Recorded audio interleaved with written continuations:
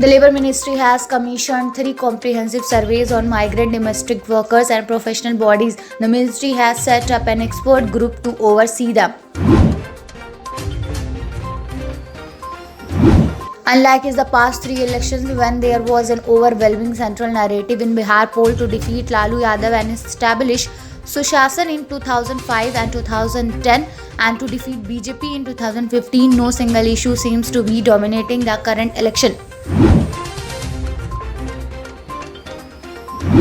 This week, India came down hard on Pakistan at the Commonwealth Foreign Ministers meeting, describing it as a globally acknowledged promoter of the state-sponsored terrorism, masquerading as a victim, and dismissed Pakistan Foreign Minister Shah Mahmood Qureshi comments on Kashmir as a subject that was India's internal matter. Given China's increasingly aggressive behavior across the Indo-Pacific from the Himalayas to the South China Sea, it's more important than ever that we work with like-minded partners such as India, officials of the Trump administration said on Saturday.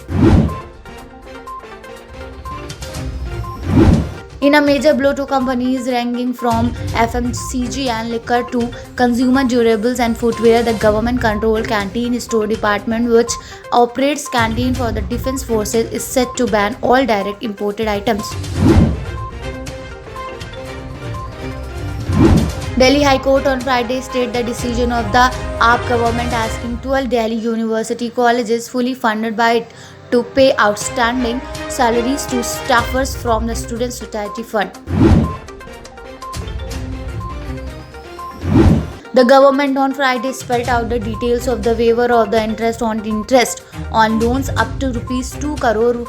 where borrowers had taken moratorium during the lockdown, and also made it clear that those who did not opt for it will get an ex gratia payment or a cashback.